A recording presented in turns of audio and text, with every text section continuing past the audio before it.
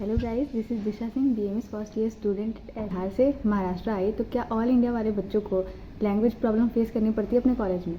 तो वैसे ये बात तो नॉर्मल सी है कि इधर महाराष्ट्र के लोग मराठी ही बोलते हैं, अपने में अगर बात करते हैं तो मराठी ही बोलते हैं। और जब मैं न्यू आई थी तो यहाँ के जो मतलब मेरे बैचमेट्स हैं लोकल, वो लोग बिल्कुल मराठी में कुछ कुछ कुछ कुछ बोल रहे थे, मुझे बिल्कुल समझ नहीं आया था वो क्या बोल रहे हैं। तो पहले मुझे लग रहा था कि क्या सच में कॉलेज में भी ऐसे दिक्कत होती होगी, बट जब मैं गई इधर ट्रांजिशन हम लोग को चल रहा था 14 दिन, तो सच बताऊँ तो ऐसा कोई भी दिक्कत नहीं होती है, लैंग्वेज का कोई दिक्कत नहीं आती। जो टीचर्स होते हैं वो ऑल इंडिया वाले बच्चों को बहुत ज़्यादा सपोर्ट करते हैं, वो लोग हिंदी में ही पढ़ाते हैं।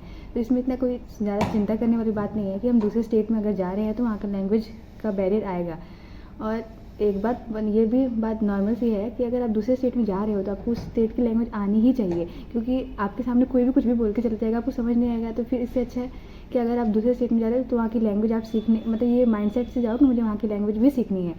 जैसे कि मैं भी, मतलब मेरे को मराठी बिल्कुल नहीं आती थी, तो मैं भी थोड़ा थोड़ा मराठी सीख रही हूँ। जैसे कि मैंने बहुत सारी सीखी है लाइन, कुछ कुछ लाइनें सीखी हैं। जैसे कि पहला, तुझे नाव काय, मतलब तुम्हारा नाम क्या है? माझं नाव दिशा, मेरा नाम दिशा है। और ते गेली, वो चली गई। और मी येते, मैं आती हूँ। और आंगुर झाला का, नहा लिया क्या? और जेवण झाला का, खाना खा लिया क्या? और जेवण आला का, खाना आया क्या? और तेज तर मंटल, मतलब प्रोनाउंसिएशन उतना सही नहीं है बट मैं समझ लेती हूँ और थोड़ा बहुत बोल लेती हूँ।